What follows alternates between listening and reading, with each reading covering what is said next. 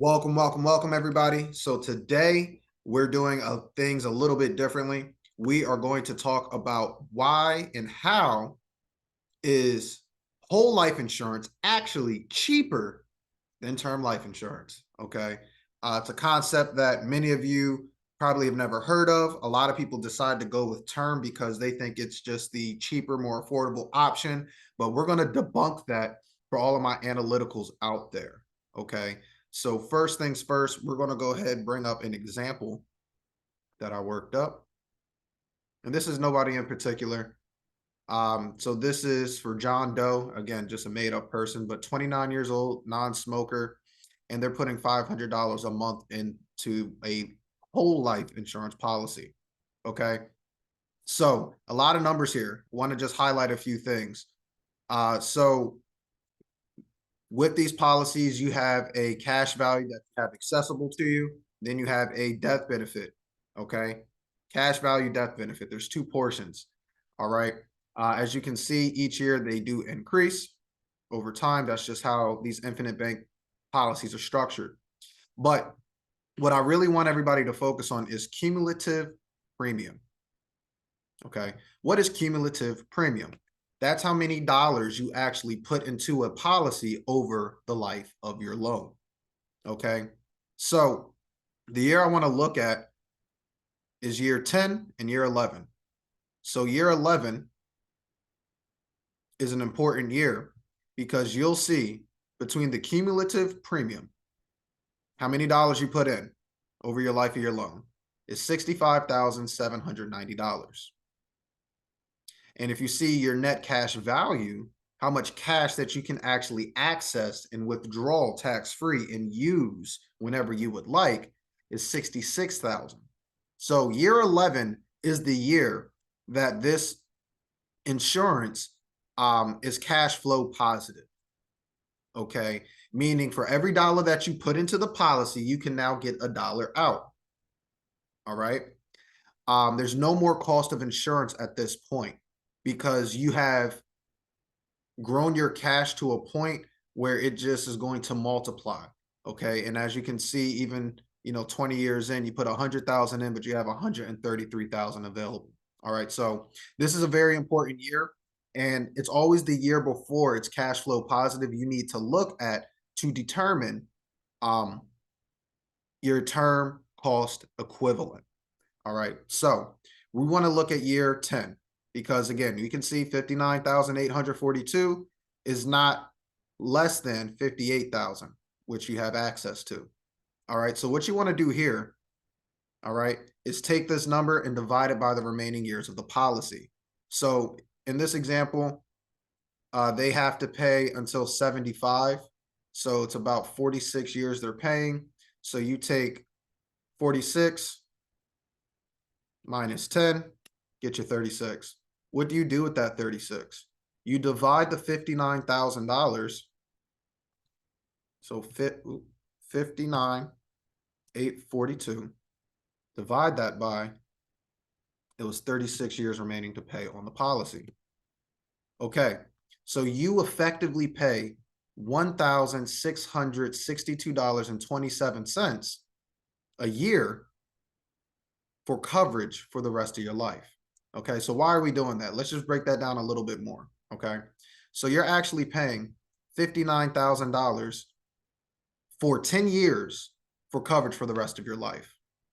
Okay, and when you look at this is the point where your cash flow is higher.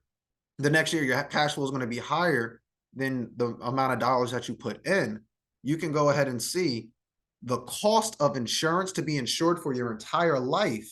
You only put $1,662 in. Now let's divide that monthly. Most people pay by month. So you see it's actually an effective rate of only $138.52. Okay. So when people say, $138, that's still a lot of insurance. Well, mind you, this is going to be an increasing cash benefit, increasing death benefit, and it's guaranteed for your entire life. So although they started out paying $500 a month, the effective cost to have insurance for their entire life, where most people still consider it a bill, is only $138 a month. So as you can see, that $138 goes a long way, because by the time most people retire, let's look at age 65, they now have $321,000 in their policy. Again, recyclable cash, tax free, and they have a death benefit of almost $500,000. And this is only one of their vehicles. I'm sure they'll have maybe a 401k. I'm sure they'll have, maybe some sort of stocks, maybe some sort of real estate home. So this can really just be a great foundation, because you guys have watched my videos. Insurance is just important. We insure our cars, we insure our phone, but why don't we insure the one thing that we know is going to happen? We're all going to die. Why not set your family up to be in a position where they inherit wealth as opposed to debt? So just wanted to break this down, because with term insurance, people say, yeah, well, it's affordable, it's cheap, but if you're putting money away for 30 years, let's just do some math. Say you're only paying $60 a month. $60 a month times 12 times 30, you still spent $21,000. You still spent almost $22,000 on something that you get no benefit from, no cash value, accessibility, no death benefit. And do the math. The average lifespan is about 79 years old right now. So if you're under 49 and you get a 30-year policy, you're more than likely going to live and not be have any insurance. So I just wanted to break the myth where people are saying, you're just going for the most affordable thing. I mean, if you look at over time, that's still a lot of money. Imagine having that $60 a month into one of these policies where it's going to continue to grow for you, where it's going to continue to gain you access in cash, gain you access in death benefit. It will help you with taxes. Like, this is a vehicle that is not only for your family, but you can use this for you. What if you could become your own beneficiary in your life insurance policy? That's what this sort of policy does. So didn't want to touch on too many things, but I really wanted just to let everybody know that the cost of insurance may be way more affordable than you actually think. Can you think of a place where you could put $1 in, over time it grows? Yes. Can you think of that same place being a place where it's guaranteed safe? You can use it in two different places, and you can go ahead and leave it an immediate estate for your family. No, I can't think of another place, and I've been in the financial industry for almost a decade. So just wanted to give you guys a little bit of insight on the concept of cost of insurance. I know that term is used a lot, but the cost of insurance is how much do you pay for your life to be covered by insurance? And I want you to think, are you really paying for something if there becomes a year where you have more than what you put in?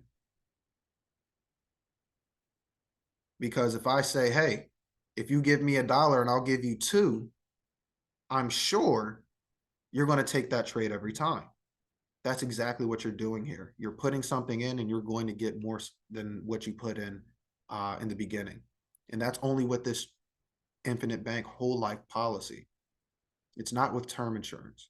And to be honest, it's not with a lot of final expense policies. Some of them may still work, but it's really designed for the infinite banking structure. But thank you all. I just wanted to give you a little bit of insight on this Saturday. But again, you know what it is here. If you like this content, go ahead, follow, subscribe. Check out my other videos. I'll go ahead and pin some videos at the top. But love you all. And remember, let's grow together.